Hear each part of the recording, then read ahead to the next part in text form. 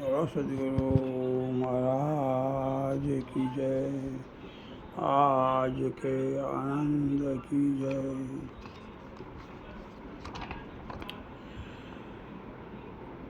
ये पूछी पूछी बड़ी जगमुआ पंडित भया ना कोई, 2.5 अक्षर प्रेम का पढ़े सो पंडित हो।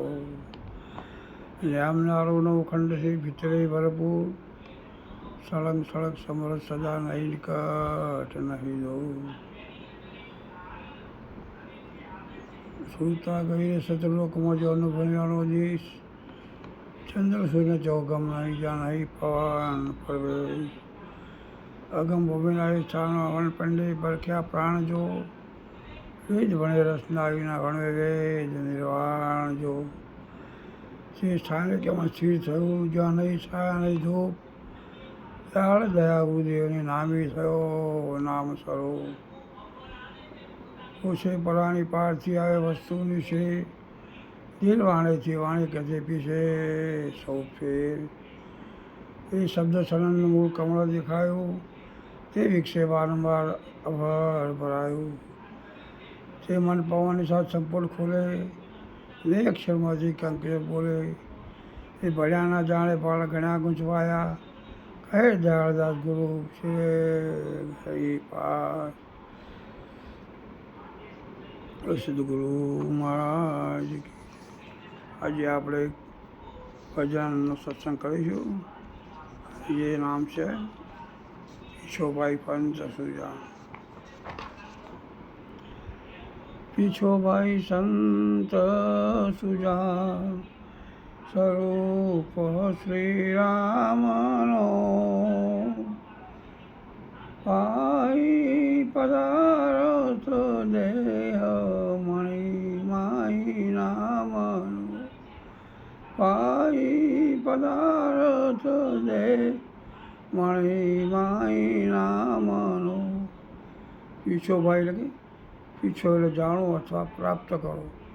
એટલે જે જીવતા સદગુરુ ચરણની સર્વસ્વ સમર્પણ શીશ સહિત કર્યું છે, એવા મુમુક્ષ સુજા એટલે શુદ્ધ અને નિર્મળ મતિવાળા એવા અધિકારી સંત શ્રી રામ નામના મહેમાને સમજી એ હૃદયમાં અથવા અંતરમાં રાખે છે. જેમ કે મનુષ્યરામ, મસુરામ દશરથ ઘેર ડોલે, મનરૂપી રામ દશરથ ઘેર ડોલે, આત્મરામ એટલે સોમરામ ઘટોઘટ બોલે, જ્યોતિરામ એટલે બિંદુરામ કા सकल पसारा, व्यापक राम निराकार राम सबसे न्यारा. આમ 4 સ્વરૂપ સંતોએ રામના વર્ણ્યા છે. તેની એકતા કરી નિજ સ્વરૂપમાં શું કરવાનું છે? સ્થિરતા લાવવાની છે. તે પોતાના સ્વરૂપમાં સ્થિરતા લાવે. પાઈ પદાર્થે એટલે પંચમહાભૂતિ 25 પ્રકૃતિ એ 3 ગુણનો એમ 8નો ઠાઠ એટલે અષ્ટ પ્રકૃતિનો આ દેહ પ્રગટ થયો છે. તે દેવોને પણ દુર્લભ છે. તેમાં જે અંતરમાં નામ સ્વરૂપ મણીનો પ્રકાશ સર્વમાં વ્યાપી રહ્યો છે. તેને સદગુરુ સાયણ સંત સમાગમ કરી વિવેક વિચારથી પારખ કરી અને આનંદમાં રહેવાનું. શું કરવાનું છે? પોતાના સ્વરૂપની જેમ સત્યમ પ્રાપ્તિ કરી અને જેમ જીવન મળ્યું તેમ જીવન વિતાવી અને મોજમાં રહેવાનું છે. આગળ શું કહ્યું?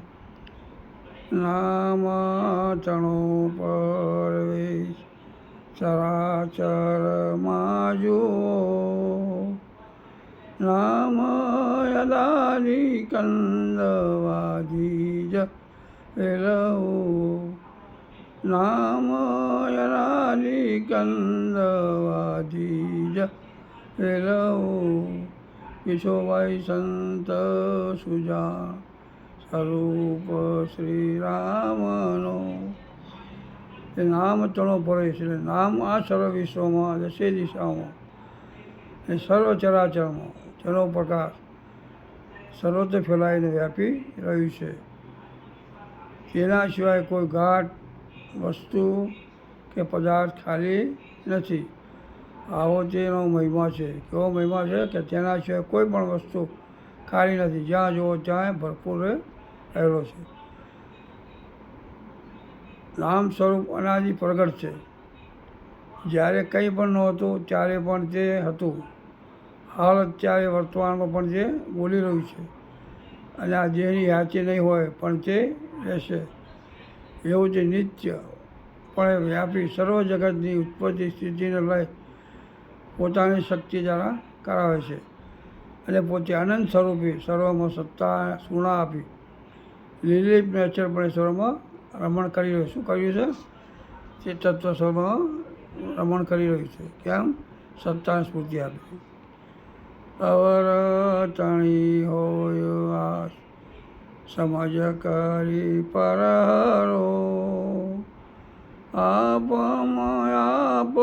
દીદાર નામે નિશ્ચય કરો. આપ દીદાર નામે નિશ્ચય કરો.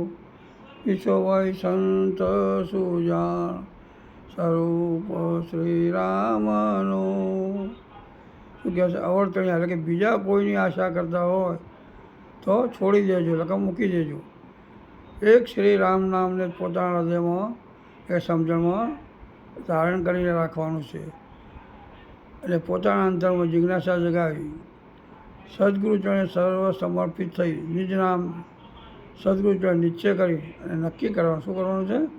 સદગુરુ ચરણે નિશ્ચય કરી નક્કી કરી જેમ છે તેમ જાણી લેવાનું છે. જેમ કે મનુષ્યપણું આવ્યા પછી તમારામાં ભક્તિનું આગમન થશે અને ભક્તિના પ્રતાપથી સંતો અને મહાપુરુષોનો સંગ થશે અને તેમના સાનિધ્ય સોંપડશે અને સંત સમાગમ, સંત મિલન અને મહાપુરુષોનું સત્સંગ શ્રવણ મન અને નિધ્યાસનથી આપમાં આપના દર્શન થશે. શું થશે? પોતાનામાં પોતાનું દર્શન થશે, બીજું કોઈ રહેશે નહીં. જ્યાં જુઓ ત્યાં પોતા સિવાય બીજું કોઈ છે એવો તમને સ્વયં અનુભવ થશે. અને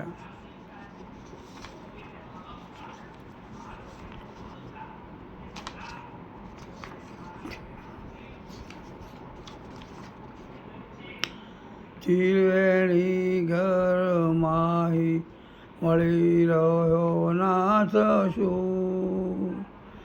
પૂજા પ્રેમ આચાર અનુપમ વાત શું.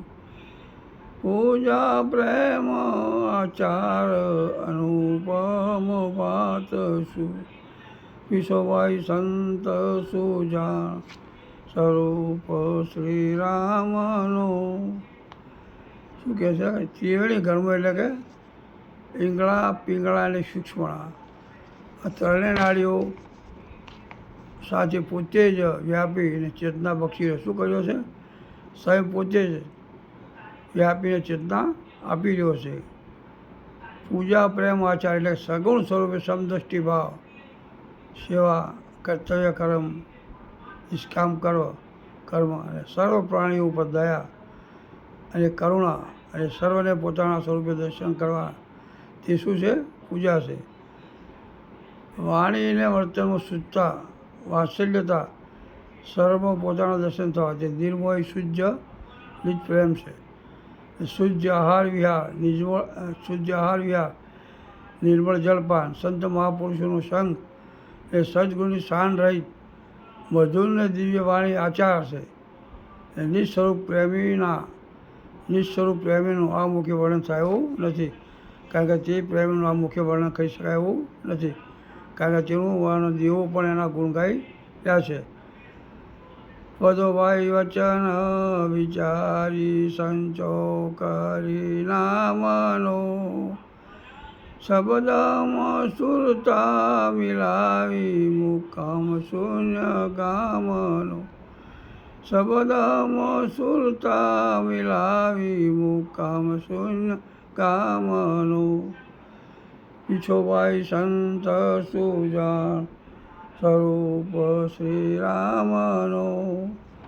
વદોભાઈ વચન વિચારે. વદોભાઈ એટલે વચન એટલે તે તમે જે વાણી સંતો જરા શ્રવણ કરો તે તમારી વાણી સદગુણના શાન મુજબ વિચારી સમજી વાપરવી અથવા પોતાના નિસ્વરૂપમાં સ્થિરતા લાવી અવચ્છતા ધારણ કરવી એટલે સદગુરુનું શાનનું હરનિશ શ્રવણ કરવું. શું કરવું? સદગુરુ આપેલું જે લક્ષ્ય શાન તો હરનિશ શ્રવણ કરવું.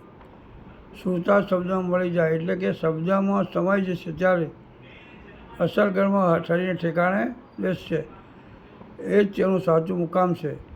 ને શૂન્યમાં શબ્દ છે અને તેમાં તે મળી જશે. શબ્દ ક્યાં છે? શૂન્યમાં શબ્દ છે અને તેમાં તે મળી જશે. તેનું અસલ મુકામ જોડવાથી મોજ કરે છે, કારણ કે શબ્દમાં સુતા મળી જાય પછી પોતે પોતાના મળી જવાથી આનંદ વિભોર બની જાય, પછી કંઈ રહેવાનું બાકી રહેતું નથી. સદગુરુ કે પ્રતાપ પાઈ ગતિ પલકમાં, નિરાત નિરંતર થઈ સમાઈ રહ્યો અલખમાં. નિરાત નિરંતર થઈ સમાઈ રહ્યો અલખમાં. વિશ્વભાઈ સંત સુજાન સ્વરૂપ શ્રી રામનો. શું કહે છે? સદગુરુ કે પ્રતાપ પાઈ, સદગુરુ ચરણમાં સમર્પિત થતો, તેમની દયા અને કરુણા વરસતો એક જ ક્ષણમાં, એટલે એક જ પલકમાં અને નિજ નામની શાન પ્રાપ્તિની પ્રાપ્તિ સદગુરુને થઈ. શું થઈ? પ્રાપ્તિની પ્રાપ્તિ. સદગુરુ કંઈ નવું નાખ્યું નથી, કંઈ પોતાની અંદર જે ઉજાગર હતું, જે પડ્યું હતું એને જાગૃતિ આપી અને જેમ પ્રાપ્તિની પ્રાપ્તિ કરાવી.